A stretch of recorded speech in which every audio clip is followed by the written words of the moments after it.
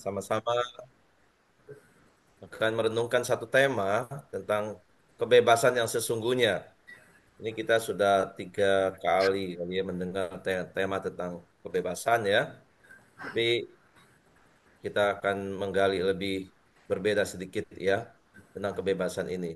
Saya ajak kita, saya bacakan ya satu perikop dari Yohanes 8 ayat 30 sampai 36. Yohanes 8 30 sampai 36. Setelah Yesus mengatakan semuanya itu, banyak orang percaya kepadanya. Maka katanya kepada orang-orang Yahudi yang percaya kepadanya, "Jikalau kamu tetap di dalam firman-Ku, kamu benar-benar adalah murid-Ku, dan kamu akan mengetahui kebenaran, dan kebenaran itu akan memerdekakan kamu." Jadi ini fokusnya ya. Dan kebenaran itu akan memerdekakan kamu. Jawab mereka, "Kami adalah keturunan Abraham dan tidak pernah menjadi hamba siapapun. Bagaimana engkau dapat berkata, kamu akan merdeka?" Kata Yesus kepada mereka, "Aku berkata kepadamu, sesungguhnya setiap orang yang berbuat dosa adalah hamba dosa. Dan hamba tidak tinggal di dalam rumah, tetapi anak tinggal di dalam rumah. Jadi apabila anak itu memerdekakan kamu, kamu pun benar-benar merdeka." Ya, jadi fokus tadi yang ayat yang ini ya. "Jikalau kamu tetap di dalam firman-Ku, kamu benar-benar adalah murid-Ku, dan kamu akan mengetahui kebenaran, dan kebenaran itu akan memerdekakan kamu." Satu kali keponakan saya itu ditanya sama temennya ya, "Kamu kan udah lulus kuliah," katanya. "Nah, sekarang kamu mau kerja apa gitu loh? Apa kegiatan kamu? Sudah kerja apa belum? Kalau udah kerja, kerja di mana?" Itu pertanyaannya. Jawab ponakan saya itu sederhana gitu. Dia bilang begini, "Saya kerja jadi CS." Saya pikir CS itu customer service ya. CS di bank tuh singkatannya CS. Ternyata saya tanya apa itu CS gitu ya. CS itu ternyata corporate slave gitu ya. Corporate slave atau budak korporat gitu ya. Saya cukup tersentak juga dengan istilah ini ya. Karena waktu saya kerja, waktu kita kerja, kita nggak pernah istilah, nggak kenal atau nggak pernah muncul lah istilah budak korporat gitu ya. Orang yang kerja di kantor itu seperti budak katanya. Ya, kerja di kantor, kerja di perusahaan. Kenapa? Karena orang yang kerja di sana itu ya dibilang nggak ada kebebasan gitu ya. Nggak ada banyak aturan. Kau dimarahin harus terima gitu ya. Kayak nggak bisa berbuat apa-apa. Itu betul-betul kayak budak gitu. Disuruh pindah ya pindah tuh ya. Ya. Pak Hengki kan disuruh mutasi ya. Mau nggak mau harus mutasi. Kalau nggak mutasi bisa diselesaikan di situ. Ya, jadi kayak udah harus nurut, harus ikut gitu ya. Apapun aturannya dan kita kayaknya nggak punya kebebasan. Makanya mereka sebut ini budak korporat gitu ya. Lalu gimana? Kalau kerja di kantor disebut budak korporat, lalu yang kerja sendiri emang enak gitu. Nah, yang kerja sendiri ternyata juga nggak gampang, saudara. Karena yang kerja sendiri juga bukan berarti bebas sebetulnya. Mereka juga harus mendisiplinkan dirinya untuk komitmen bekerja di jam-jam tertentu, di waktu-waktu tertentu. Bahkan yang kerja di online sekarang itu hampir setiap malam itu orang harus mengikat dirinya, mengkonsistenkan dirinya, mendisiplinkan dirinya untuk live, ya. Juaran secara live itu banyak sekarang. Setiap malam 2 jam orang itu ngobrol, harus ngomong promosi dan kasih diskon di sana. Gak bisa juga seenak-enaknya ternyata. Gak bisa juga bebas gitu. Ya, Andreas pernah bilang tuh ya, ponakan kode ini, kalau dia libur, dia tuh nggak bisa libur terlalu lama, 3 hari atau 1 minggu. Kenapa? Karena nanti rating penjualan bisa kesalip sama orang lain karena kita nggak jualan konsisten begitu. Jadi mereka juga harus ada aturan buat diri mereka sendiri dan mereka buat aturan buat diri mereka sendiri. Ya kalau di kantor mungkin aturannya dibuatkan orang lain, tapi kalau kerja sendiri kita buat aturan buat diri kita sendiri. Kerja di jam-jam tertentu dan harus sekian jam gitu ya, nggak bisa seenak-enaknya. Jadi kalau dipikir-pikir ya, apakah ada orang yang benar-benar bebas tanpa aturan gitu ya? Ya, yang benar-benar rasa bebas yang liar yang tanpa aturan begitu. Sesungguhnya ya, kalau orang hidup itu tidak ada yang benar-benar bebas tanpa batasan, tanpa aturan. Itu. Soal kerja tadi jelas, bekerja sendiri maupun kerja orang ada aturan yang kita harus tetapkan pada diri kita sendiri. Kita hidup juga kita terikat gitu ya. Kita perlu oksigen di habitat yang ada oksigen. Keluar dari habitat yang apa nggak ada oksigennya kita nggak bisa hidup gitu. Di Mars orang belum bisa hidup gitu. Kita terikat dengan bumi ini yang penuh oksigen kita bisa hidup. Atau gravitasi kita perlu terikat gravitasi kalau enggak semua melayang dan semua nggak bisa diatur dengan baik gitu ya. Sama seperti ikan nih yang Pak Hengki kemarin sebut juga. Nggak bisa terlepas dari airnya. Dia terikat di dalam habitatnya, ya. Baru bisa dia hidup, dia bisa bergerak bebas di situ. Ada lingkungan yang dia harus buat, ya, ya, lingkungan yang ada aturannya di situ. Termasuk orang menikah juga sama, punya komitmen, punya ikatan perjanjian dengan Tuhan, dengan sesama gitu. Jadi semua orang hidup sebetulnya itu terikat di dalam aturan dan kondisi tertentu. Ya, satu-satunya pribadi yang bebas, yang tidak tergantung apapun, ya tanda kutip bebas itu adalah Tuhan sebenarnya. Ya, Allah itu pribadi yang bebas. Dia dia tidak perlu sesuatu untuk menggantungkan dirinya. Dia self-sufficient, dia cukup pada dirinya dan dia tidak perlu apa-apa, saudara. Tapi Allah juga yang bebas itu akhirnya mengikat diri dengan umatnya ya di dalam perjanjian ya maka umat perjanjian itu ya. Nah itu Allah pun demikian saudara ya. Dan waktu Allah mengikat dirinya dan dalam perjanjian dengan umatnya itu satu ikatan yang baik buat manusia. Bahkan yang membuat manusia itu bisa menikmati kebebasan bahkan dari belenggu kematian kalau kita punya ikatan dengan Tuhan, punya hubungan dengan Tuhan. Nah, Tuhan Yesus makanya berkata ya di dalam ayat tadi yang kita baca bahwa semua orang yang berbuat dosa adalah hamba dosa. Ya, istilah hamba sudah tahu kita, ya, sudah tentu tidak ada bebas, tidak bisa lepas dari dosa, hamba dosa. Ya sama dengan istilah candu sebenarnya.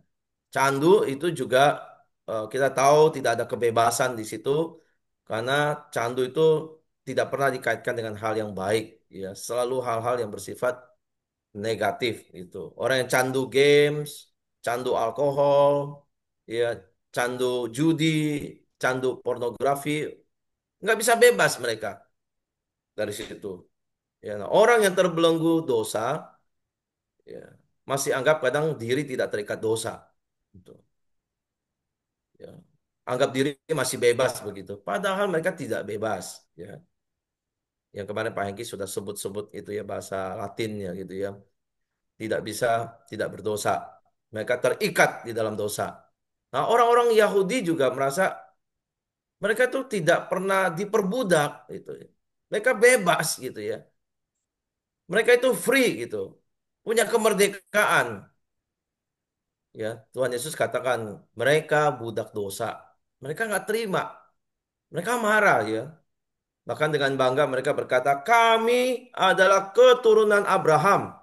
Dan kami belum pernah diperbudak oleh siapapun.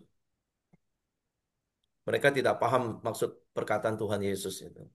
Yang Tuhan maksudkan adalah orang yang hidup di dalam dosa adalah budak dosa. Dosa menjadi tuannya. Mungkin secara jasmani tampak bebas, tetapi secara rohani diperbudak dosa, saudara. Jadi mereka tidak punya kebebasan sesungguhnya. Karena mereka diperbudak dosa. Ya mungkin gambarannya seperti bangsa Indonesia yang sudah merdeka 80 tahun ya dari penjajah gitu. Ya, secara fisik, jasmani bebas dari penjajahan secara fisikal, gitu ya. Tapi banyak orang saat ini bersuara di media, gitu ya, mengatakan Indonesia belum sepenuhnya merdeka. Artinya, masyarakat Indonesia mulai sadar nih, ya, bahwa kemerdekaan itu tidak hanya dilihat dari aspek fisik saja, tapi dalam berbagai aspek kehidupan bangsa ini. Ya, Indonesia belum bebas dari kemiskinan. Indonesia belum bebas dari buta huruf, ya. Ternyata buta huruf bukan di daerah, tapi di Jakarta masih ada orang yang belum bisa baca. Kemarin habis rapat majelis, saya Musafir Kentorobin ketemu tuh dua anak yang di Ampera rumahnya, anaknya nggak sekolah, ya. Satu keluarga putus sekolah dan ada yang sama sekali belum sekolah dan belum bisa baca gitu ya. Itu di Jakarta itu ya, bagaimana ngomong di daerah lebih banyak lagi kali ya. Jadi negara kita itu masih memperjuangkan banyak aspek secara internal gitu ya. Dan itu tidak pernah selesai rasanya untuk diperjuangkan. Jadi masih banyak ikatan-ikatan yang membelenggu gitu. Sebenarnya kondisi orang percaya juga demikian ya. Kebebasan sudah dikerjakan Kristus di kayu salib. Belenggu dosa sudah dipatahkan.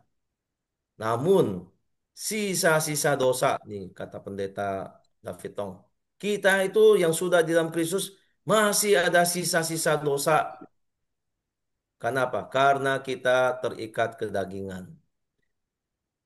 Jadi kemarin Pak Hengki bilang status kita itu bisa tidak berdosa, ya kan?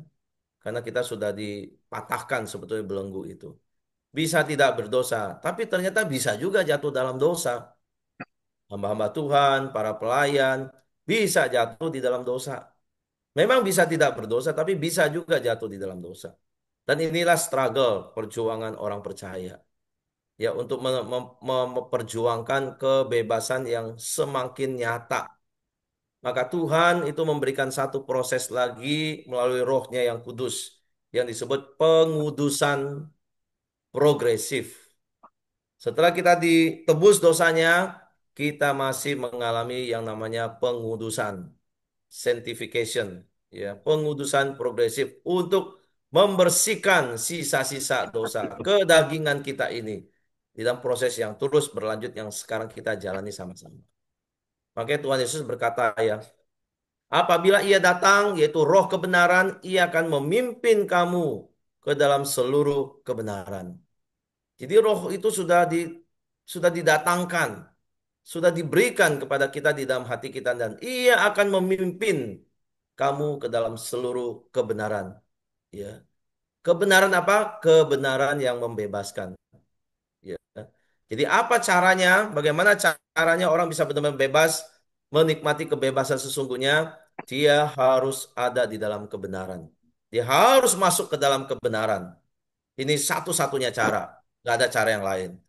Maka Tuhan Yesus juga tegaskan, kalau kamu tetap di dalam firman-Ku, kamu benar-benar adalah murid-Ku, dan kamu akan mengetahui kebenaran, dan kebenaran itu akan memerdekakan kamu. Kebenaran itu yang akan memerdekakan. Ya. Yohanes ini sangat concern ya, menekankan Yesus itu sebagai sumber kebenaran. Firman-Nya kebenaran, rohnya juga roh kebenaran.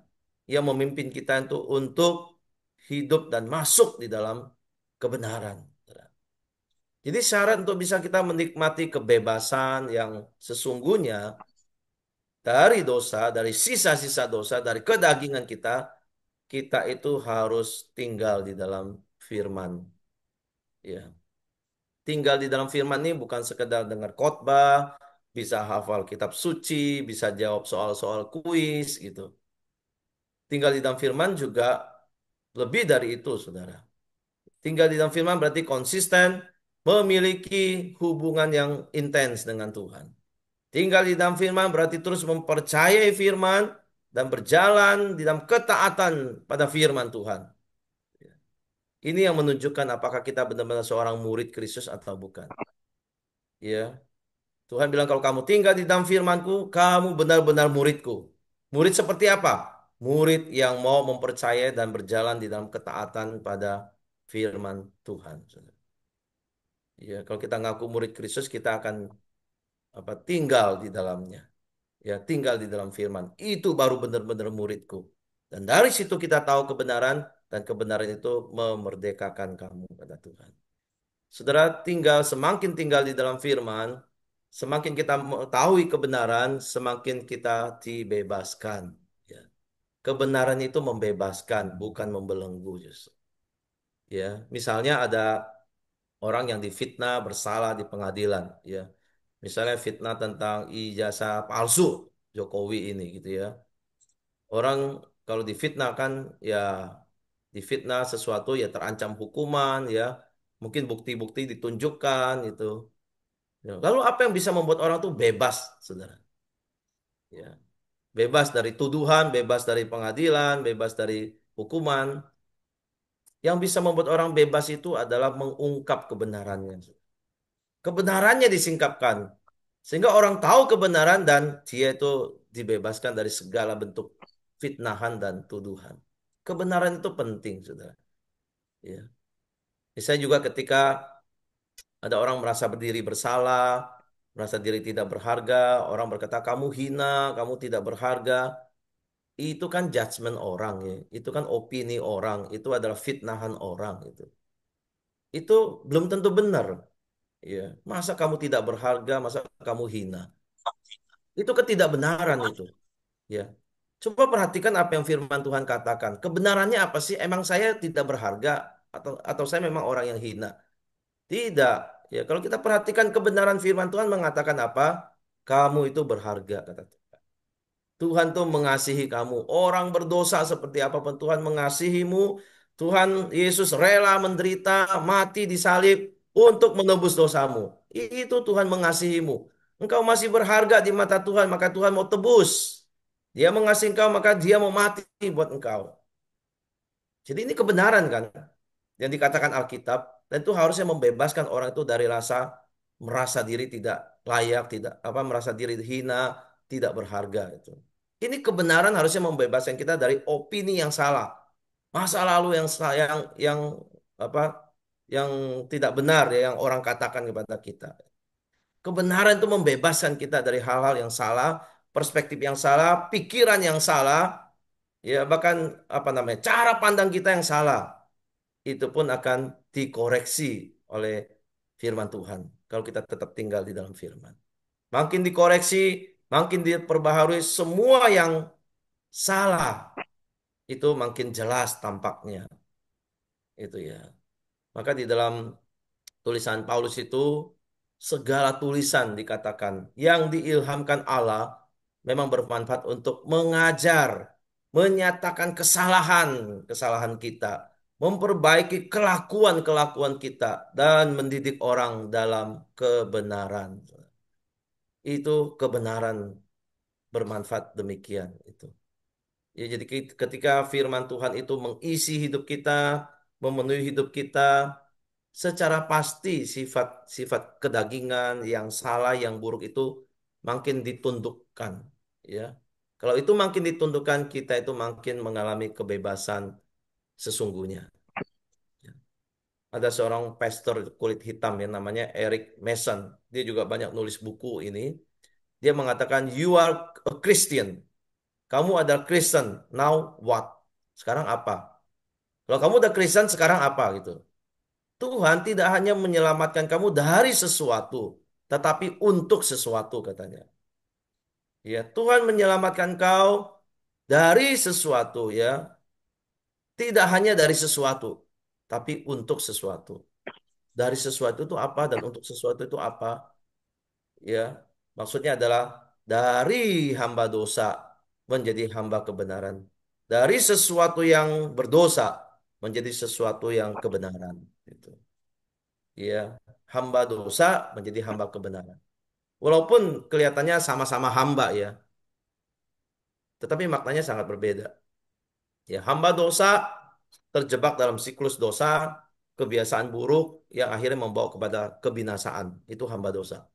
Tapi hamba Allah atau hamba kebenaran yang hidup mau tunduk pada kehendak Tuhan, yang membawa kepada kebebasan, kehidupan berlimpah, dan akhirnya keselamatan. Sangat berbeda. Sudah kita tahu ya hamba Tuhan ya eh, yang banyak yang melayani di breakthrough ya hamba-hamba Tuhan yang melayani di sana dan ada banyak orang juga yang kecanduan di sana kecanduan narkoba yang ditangani di sana ya di pusat rehabilitasi Kristen di Sentul ya. Ada latar belakang hamba Tuhan yang juga di rehab di sana Mereka dibimbing dengan firman, mereka berdoa ya dalam komunitas rohani yang saling mendukung untuk membebaskan nih orang-orang dari belenggu narkoba gitu. Nah, bersyukur sekali dalam pelayanan di sana dari kesaksian-kesaksian yang terus diberikan, itu banyak orang yang mengalami pemulihan. Mereka bisa lepas, ya, lepas dari cengkraman narkoba, belenggu itu dan mereka sembuh karena kuasa Tuhan di situ. Ya, ada yang menjadi hamba Tuhan dan melayani di gereja, ada yang menjadi aktivis gereja dan banyak profesi yang mereka kerjakan sekarang. Mereka mengalami kebebasan, meninggalkan dunia lama mereka untuk selama-lamanya dan memilih melayani Tuhan menjadi hamba Tuhan, menjadi hamba kebenaran, bukan hamba yang berbuat dosa lagi. Itu yang dikatakan Eric Mason itu ya. Tuhan menyelamatkan kau bukan dari something, tapi but for something, tapi untuk sesuatu tujuan ke depan gitu ya. Yaitu menjadi hamba kebenaran. Ya, seorang yang bebas ya, yang bebas itu punya pilihan. Dia bisa menolak apa yang dia tidak ingin kerjakan. Itu bebas tuh. Tapi kalau dia tidak punya kehendak untuk menolak, itu dia tidak bebas sebetulnya. Ya. Kalau dia punya kehendak bisa menolak apa yang dia tidak ingin lakukan, terutama hal-hal berdosa, itu dia punya kebebasan.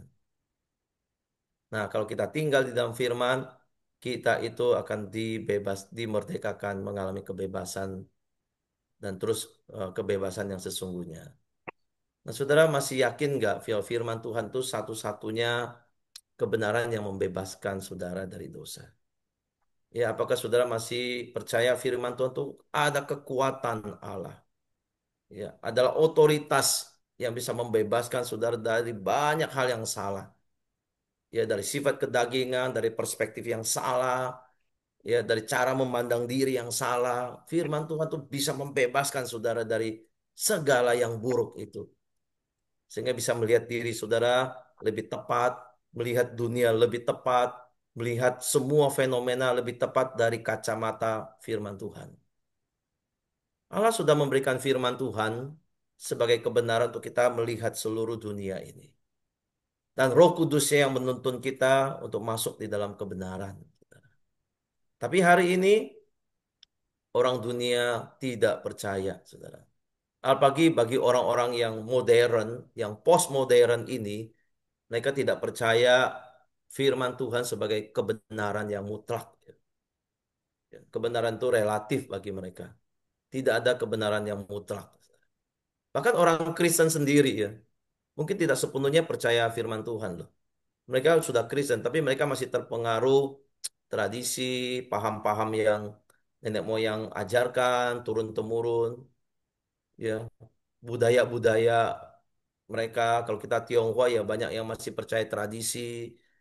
Kan ada orang Kristen yang juga masih sembayang-sembayang begitu ya. Mereka belum sepenuhnya percaya firman Tuhan. Gitu. Kebenaran itu tidak mempengaruhi cara mereka untuk melihat tradisi. Ya, mereka belum sungguh-sungguh masuk di dalam kebenaran. Gitu ya. Jadi kalau kita percaya firman Tuhan adalah kebenaran satu-satunya di dunia ini yang Tuhan anugerahkan buat kita, saudara. Jika kita percaya maka lakukanlah itu ya. Di renungannya Rick Warren yang hari ini muncul, saudara. Kalau kita percaya, dia katakan ya, kita percaya kebenaran, maka lakukan kebenaran itu. Kebenaran bukan untuk diketahui, tapi untuk dilakukan. Saudara harus melaksanakannya, saudara harus menerapkannya di dalam hidup ini. Atau bahasa lain, saudara cemplungkan diri dalam habitat firman Tuhan itu untuk bisa menikmati kebebasan sesungguhnya. Ya. Lalu pertahankan kebenaran di tengah-tengah dunia postmodern yang tidak terlalu menganggap penting kebenaran. Ya, ini harus dipertahankan dan kita harus sebagai orang Kristen harus mempertahankan. Dan bukan hanya mempertahankan tapi juga mewartakan kebenaran ini di dalam hidup kita sehari-hari. Dengan kita berpartisipasi di dalam pelayanan, mendukung gereja, mendukung misionaris dengan doa, dengan dana, ya supaya kebenaran ini diwartakan bagi seluruh dunia. Dunia butuh kebenaran untuk membebaskan dunia ini, orang-orang dunia ini dari cengkraman dosa. Saudara.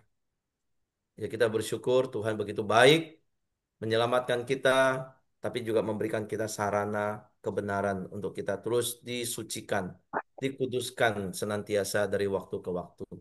Biar kita mau menjadi orang yang ditaat, dipimpin firman, dibawa masuk ke dalam kebenaran, supaya kita bisa melihat segala sesuatu dengan tepat dari kacamata kebenaran firman Tuhan.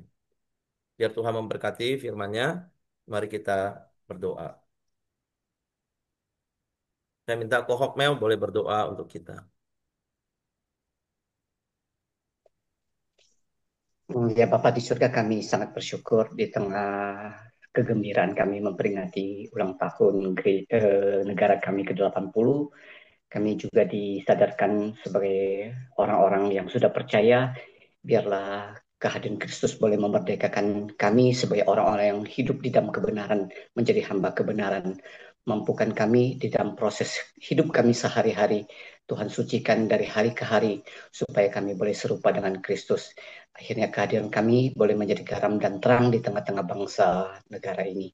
Ini doa dan syukur kami di hadapan Tuhan. Terpujilah Engkau Tuhan, di dalam nama Kristus Yesus kami berdoa, kami bersyukur. Amin.